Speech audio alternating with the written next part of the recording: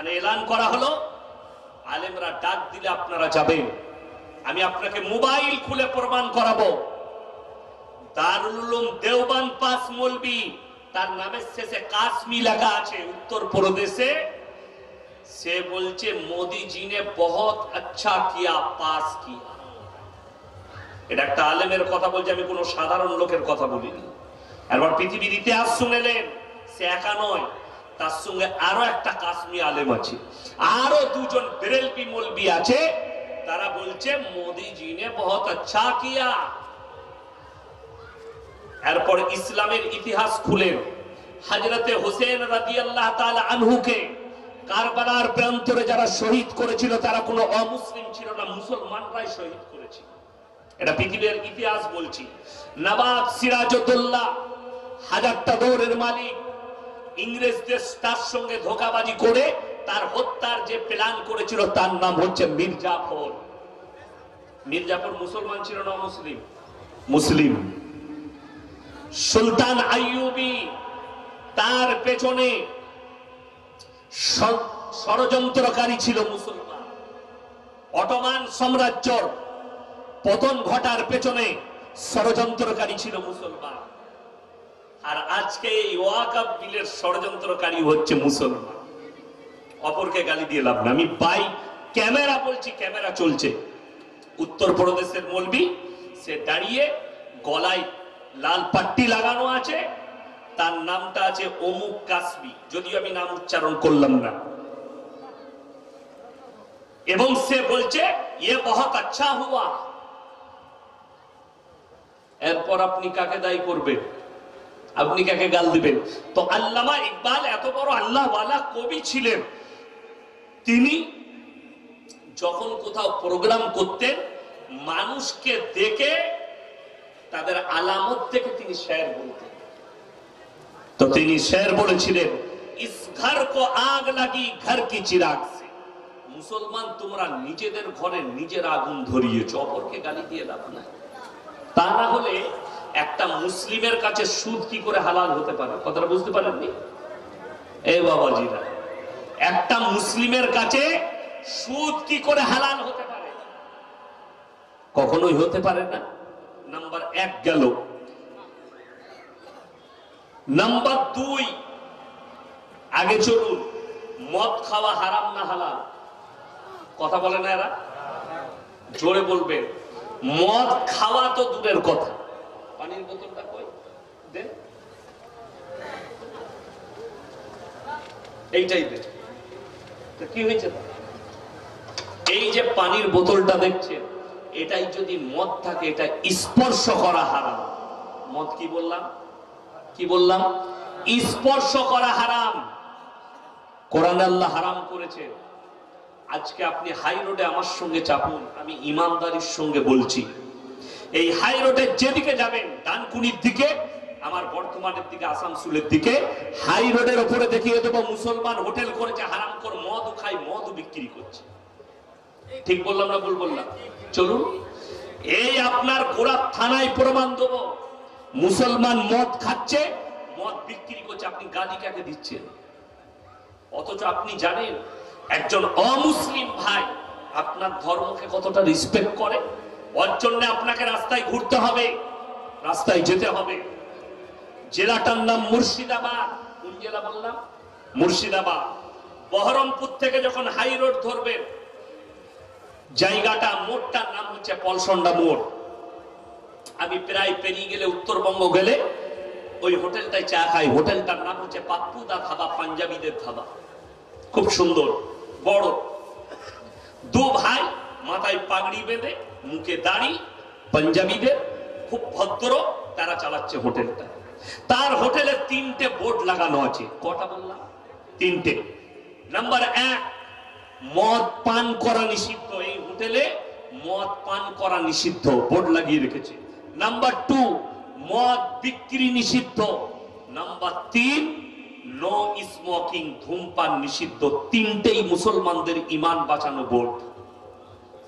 তাকে জিজ্ঞেস করলাম, সে কি উত্তর দিল জানে? আরে ভাই, আমি যেখানে ব্যবসা করছি আমার 75% কাস্টমার মুসলিম, আর মুসলমানদের কাছে আমি জানি মদ স্পর্শ করা হারাম। সে আপনার ধর্ম সম্পর্কে এতটা সচেতন যে আমি যেখানে ব্যবসা করছি আমার হোটেলে 75% মুসলিম কাস্টমার, তাই আমার মদ ব্যবসা করা যাবে না, মদ খেতে দেওয়া যাবে না, নো স্মোকিং, ধূমপান করতে দেওয়া যাবে না, তাদের ধর্মে আঘাত লাগবে। অথচ আমি আপনাকে দেখিয়ে দেবো তার হোটেল থেকে দুদিকে 20 কিলোমিটারের মাথায় মুসলমান হোটেল করেছে, মুসলমান মদও খাচ্ছে, মদও বিক্রি করছে। নাউজুবিল্লাহ। মদ কি করে আপনার কাছে হালাল হলো? কে বলে দিল?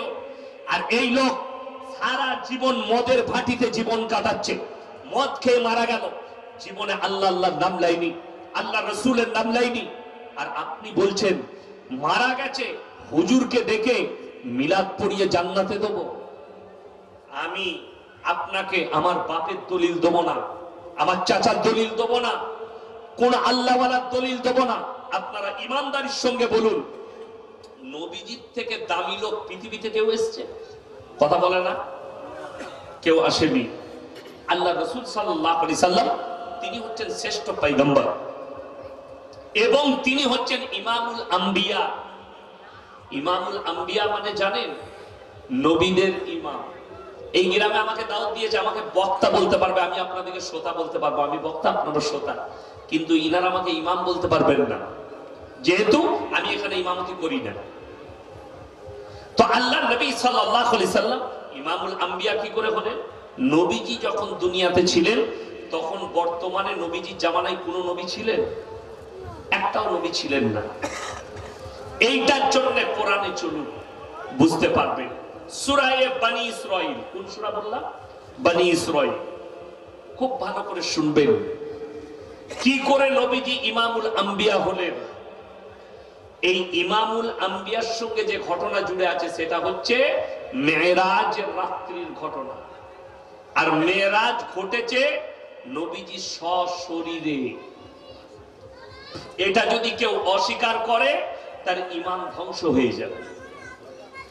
কোরআনে আছে সুবহানাল্লাযী আসরা বিআবদিহি লাইলাম মিনাল মাসজিদিল হারাম ইলাল মাসজিদিল আকসাল্লাযী বারাকনা হাওলাহু লিনুরিয়াহু মিন আয়াতিনা ইন্নাহু হুয়াস সামিউল বাসীর।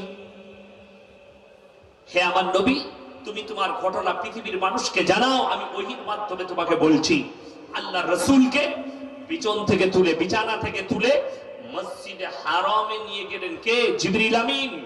আর মসজিদে হারাম থেকে মসজিদে আকসা, আজকে ফিলিস্তিন গাজার সঙ্গে যে যুদ্ধটা হচ্ছে, ইসরায়েলের যে আল আকসা মসজিদকে নিয়ে ওখানে নিয়ে যাওয়া হলো। আল্লাহ রাসূল সাল্লাল্লাহু আলাইহি সাল্লাম 2 রাকাত নামাজের ইমামতি করলেন এবং সমস্ত পয়গম্বর নবীরা নবীর পেছনে মুক্তাদি হয়ে 2 রাকাত নামাজ আদায় করলেন। জোরে বলুন সুবহানাল্লাহ। নবীজির নামের লাকাবে জোড়া হলো ইমামুল আম্বিয়া। সমস্ত নবীরা নবীর পেছনে নামাজ আদায় করলেন আর নবীজি হলেন ইমাম ওই আল আকসা মসজিদে। আপনি এটা ভাববেন না আমার মৃত্যু হয়েছে এই বাতানগড়িয়ায়, আমার কবর আছে বাতানগড়িয়ায়, আমি মারা গেছি এই গোরাপ থানায়, আমার কবর হচ্ছে গোরাপে। কিন্তু আপনি জানেন কিয়ামতের ময়দান হবে হিন্দুস্তান নয়, কিয়ামতের ময়দানটা হবে আল আকসার ময়দানটা, ফিলিস্তিনের ময়দানটাই হবে কিয়ামতের ময়দান। আল্লাহ গোটা পৃথিবীর মানুষকে জড়ো করবেন ওই ফিলিস্তিনের ময়দানে, আর ওইটাই হবে কিয়ামতের আসল ময়দান। জোরে বলুন সুবহানাল্লাহ। আজকে আপনার মনে হবে ফিলিস্তিনের মানুষ মারা যাচ্ছে, গাজার মানুষ মারা যাচ্ছে, রাসূলের হাদিস সত্য না মিথ্যা? বাবা সত্য। আজকে হাদিসটা শুনে যান। আল্লাহ রাসূল সাল্লাল্লাহু আলাইহি সাল্লাম হাদিস বর্ণনা করলেন,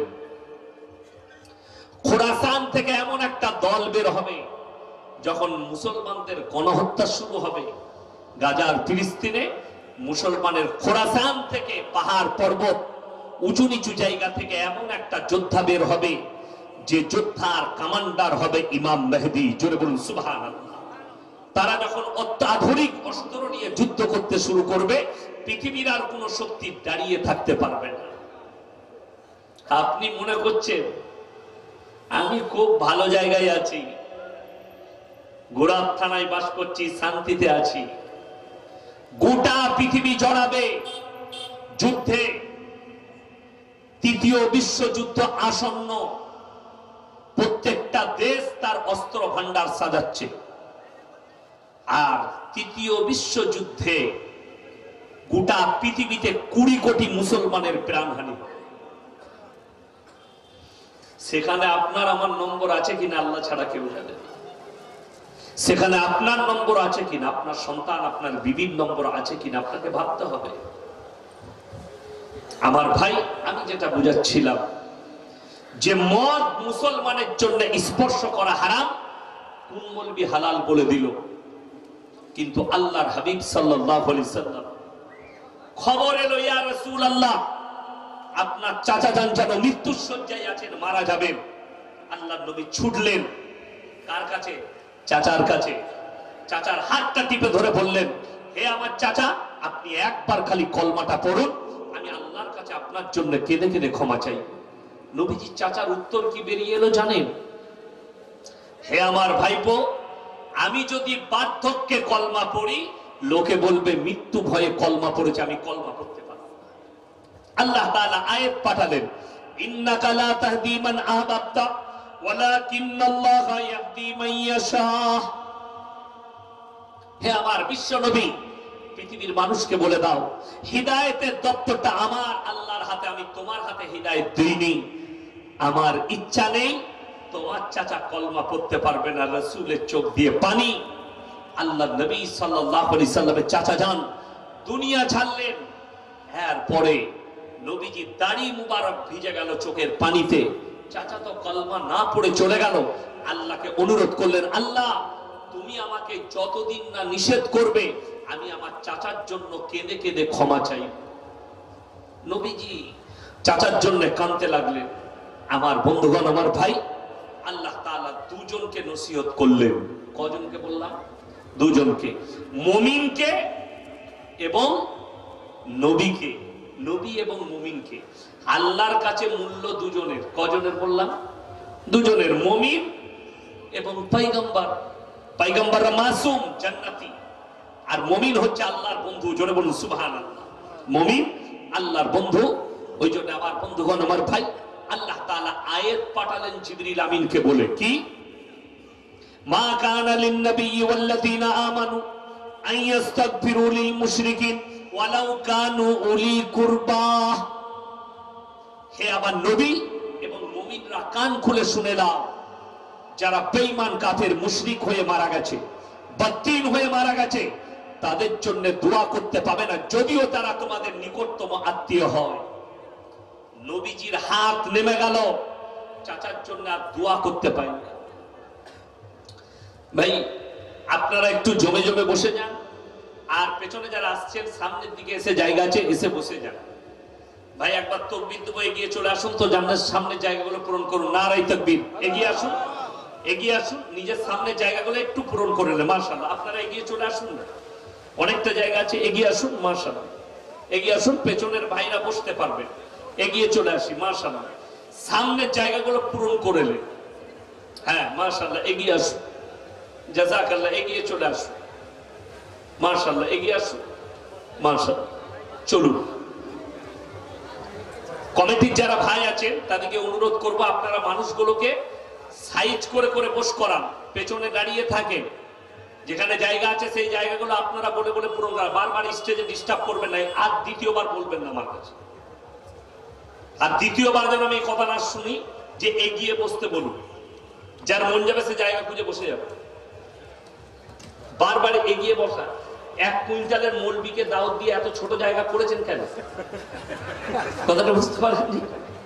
বড় জায়গা করতে হতো। যাই হোক, আপনারা জমে জমে বসুন, তাইলে হবে। তো আমি যেটা বলছিলাম, নবীজিকে নিষেধ করলেন। আপনারা বলুন, আমি আর কোন ক্ষেতের মূলি আমরা মৌলবীরা হুজুররা, যে আপনি আমাকে বলছেন দোয়া করে গাঁজাখোরকে, মাতালকে আর সুদখোর, যে জীবনটা সুদের উপরে কাটালো, তাকে আপনি কি করে জান্নাতে পাঠাবেন? ইমানদারের সঙ্গে বলুন, আমি এখানে যদি কোনো বাপ থাকেন, কোন এরকম লোক থাকেন ইমানদার, যে বলতে চাইছেন সারা জীবন সুদ হয়েছে, তা কি হয়েছে? সে তো মুসলিম ঘরের ছেলে, তার লেগে কি দোয়া করা যাবে না? আমি আপনার কাছ থেকে শিখতে চাই, দোয়াটা কি করবো আপনি শিখিয়ে দেন।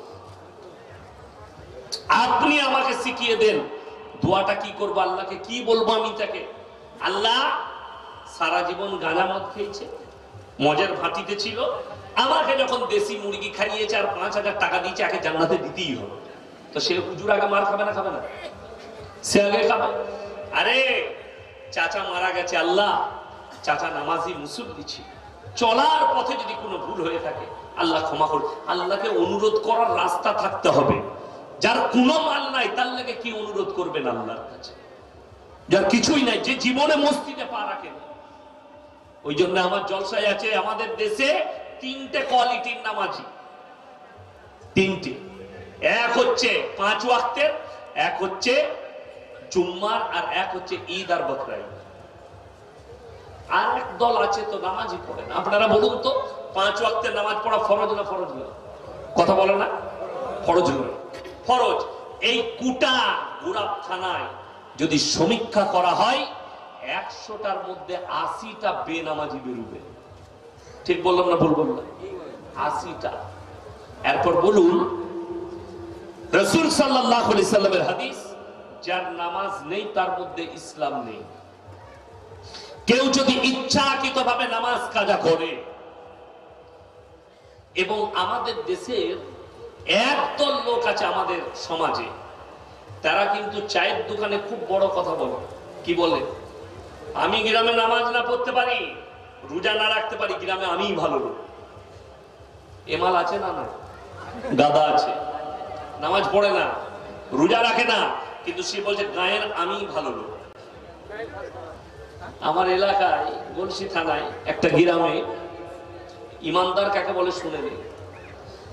একজন চাষি লোক মুসলিমদের, তার এখন গায়ের বাছুর খোলা আছে, সে মসজিদে ঢুকে গেছে বাছুরটা। তো মুয়াজ্জিন সাহেব যিনি আছেন তিনি বাছুরটাকে খেদারে বার করেছে। তো সেই চাষিকে বলছে, তুমি তোমার গরুটা বাঁধতে পারো না, মসজিদে ঢুকে গেছে। কি উত্তর দিয়েছে জানেন? বলছে তোমার বুদ্ধি নেই, এটা অবলা জন্তু বলে ঢুকেছে, আমাকে কোনদিন দেখেছিস মসজিদে ঢুকেছি?